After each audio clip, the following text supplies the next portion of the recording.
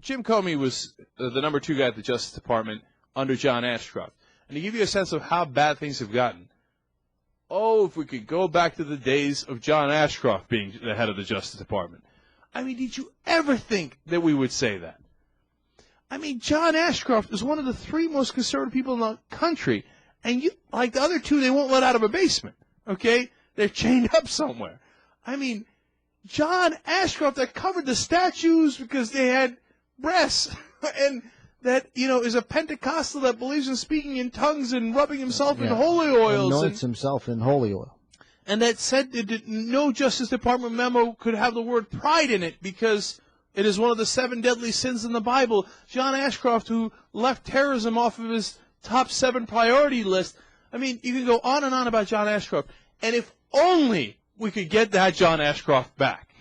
That's how bad things have gotten. So John Ashcroft is about to have major surgery. But meanwhile, the Bush administration has started this warrantless wiretapping program. And the Justice Department has always had issues with it from the get-go when they started it.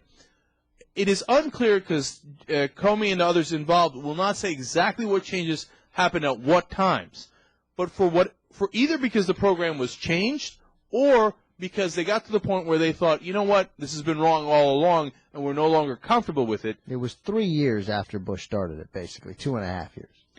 Jim Comey, the number 2 guy at the Justice Department, and John Ashcroft, the number 1 guy, the Attorney General at the Justice Department, said, we are no longer going to authorize this program. We don't believe it's legal. Because the Justice Department lawyers said that to them.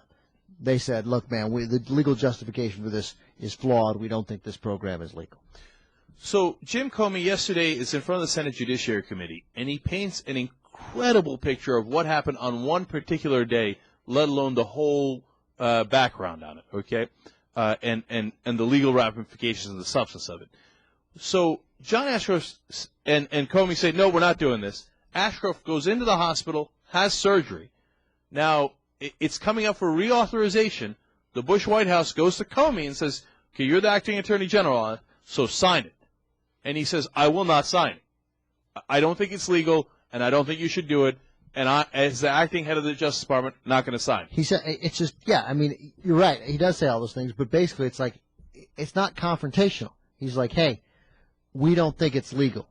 Here's why. We got problems with it. We got to work on it. We got to fix it. We got to find a way to make this legal. We don't think it meets legal standards. It's not like some necessarily, at this point, even principled stand. Initially, when they get this read from the Justice Department lawyers, they go to the administration to help. Like, hey, we got a problem here and we got to fix it. What does the administration do in response? Well, you can't have that. We got to be above the law.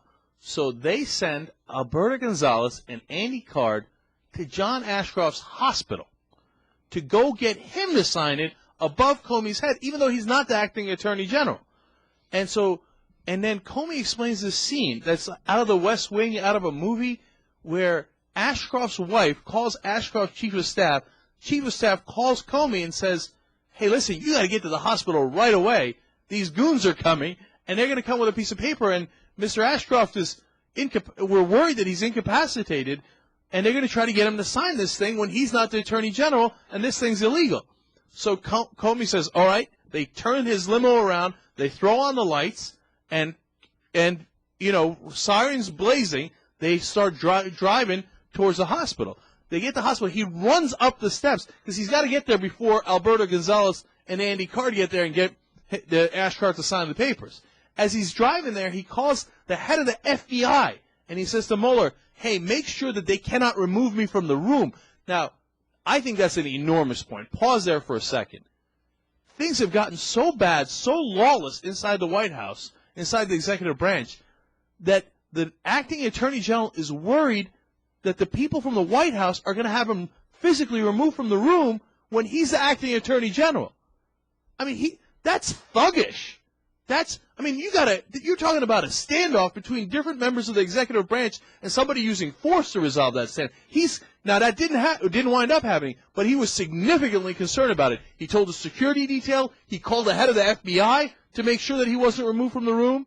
And then Robert Mueller then called the security detail protecting Ashcroft and said, look, Jim Comey's running up the stairs 2 at a time.